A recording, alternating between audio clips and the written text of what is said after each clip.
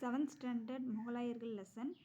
Babur 1526 to 1530, Humayun 1530 to 1540 and 1555 to 56, Akbar 1555 to 1605, Jahangir 1605 to 1627, Shahjahan 1627 to 1658, Aurangzeb 1658 to 1707. First பாபரோட name என்னன்னா ஜாகிருதீன் முகமது பாபர்.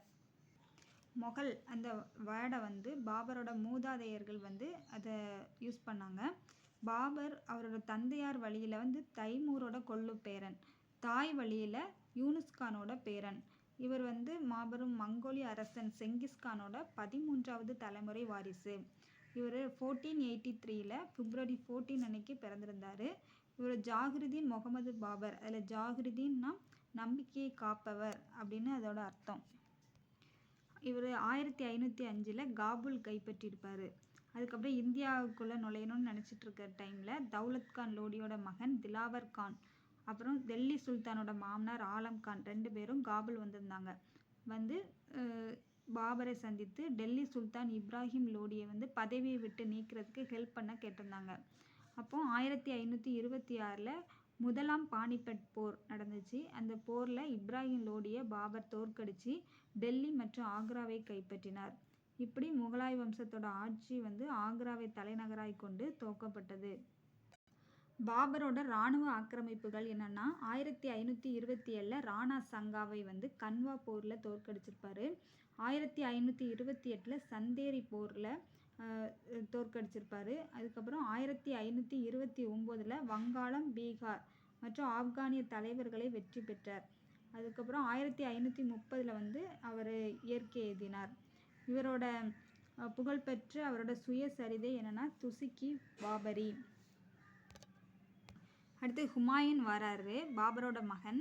இவர் தந்தையோட விருப்பத்துக்கு இணங்க இவரோட சகோதரர்கள் கம்ரான், ஹிண்டால், அஸ்காரி 3 பேருக்கும் அவரோட நாட்டை வந்து பிரித்து கொடுத்துருந்தாரு. ஆனால் எல்லாருக்கும் டெல்லி மீது தான் ஆசை இருந்துச்சு.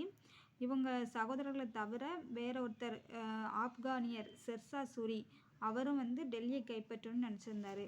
அதனால் 1539 சௌசா என்ற இடத்திலும் 1540 கன்னோஜி அதுலேயும் ஹுமாயூனை வந்து தோற்கடிச்சிருப்பாரு. அதனால் ஹுமாயூன் வந்து ஈரானுக்கு தப்பி ஓட நினச்சிருப்பாரு. அங்கே பாரசீக அரசர் சபாவிட் வம்சத்தை சேர்ந்த ஷா தாமஸ்ப் அவரோட உதவியினால் 1555 டெல்லியை மீண்டும் கைப்பற்றியிருப்பார். 1556 அவரை நூலக படிக்கட்டில் வந்து தவறி விழுந்து ஹுமாயூன் வந்து இறந்துருவார். ஷெர்ஷா வந்து பீகார் சசாரம் பகுதியை ஆட்சி செய்த ஹசன் சூரி அந்த ஆப்கானிய பிரபுவோட மகன். இவர் ஆக்ராவில் வந்து சூர் வம்சத்தோட ஆட்சியை தொடங்கி வச்சார். வங்காளத்துலேருந்து சிந்து வரைக்கும் காஷ்மீர் தவிர எல்லா பகுதியும் இணைச்சி ஒரு பேரரசை உருவாக்கியிருந்தார். அப்புறம் பல சாலைகளை வந்து அமைச்சார். நாணயங்களை நிறுத்தல், முகத்தல் அளவுகளையும் தர அளவுபடுத்தினார். ஹுமாயூன் இறந்த பிறகு அவரோட மகன் அக்பர் 14 வயசு மகன் முடிசூட்டப்படுறாரு அரசராக. அவர் சிறுவனாக இருந்தனால் பைரம் கான் என்ற பகர ஆளுநர் வந்து அக்பர் சார்பாக வந்து ஆட்சி செய்தார். அந்த டைமில் 1556 சூர் வம்சத்தை சேர்ந்த ஹெமு டெல்லி, ஆக்ராவை கைப்பற்றிடுறாரு. பைரம் கான் வந்து 2ஆம் பானிபட் போர் 1556 ஹெமுவை தோற்கடிச்சு விட்டார்.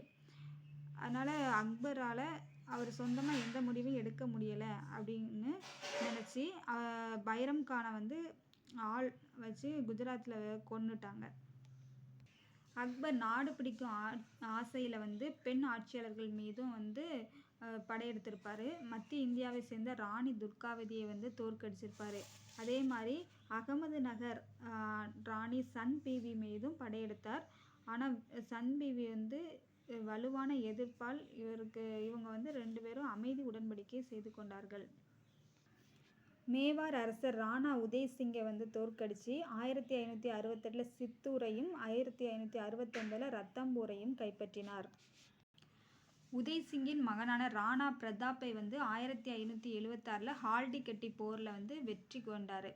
ஆனால் தோல்வியுற்ற போதும் ராணா பிரதாப் வந்து சேத்தக் என்ற தன்னோட குதிரையில் தப்பி ஓடி காட்டில் இருந்தவாறே போரை வந்து தொடர்ந்து நடத்தியிருந்தார்.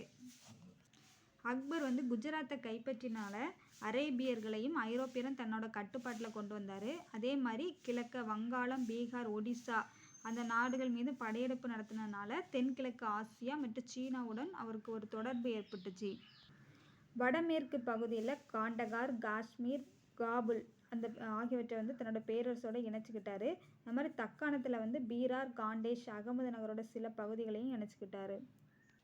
அக்பர் காலத்தில் வடக்கே காஷ்மீர், கிழக்கே வங்காளம், தெற்கே கோதாவரி, மேற்கே காந்தகார் இதற்கு இடையே வந்து இந்த முகலாய பேரரசு நல்லா பறந்து விரிந்து காணப்பட்டது.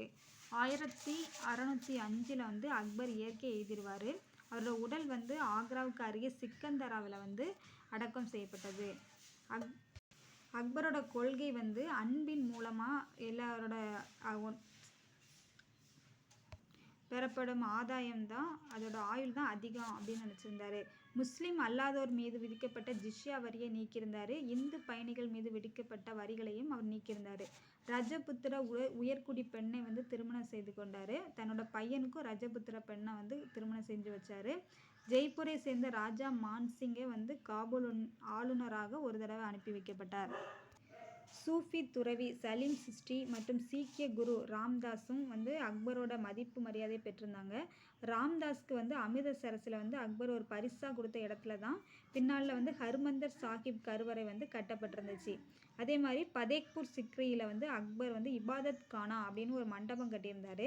அது வந்து அனைத்து மதங்களோட அறிஞர்களும் ஒன்று கூடி அதில் உரையாடுவதற்காக அது கட்டப்பட்டது. அக்பர் வந்து கல்விக்கு ஆதரவு கொடுத்துருந்தாரு. நிறைய நூலகம் உருவாக்கியிருந்தார்.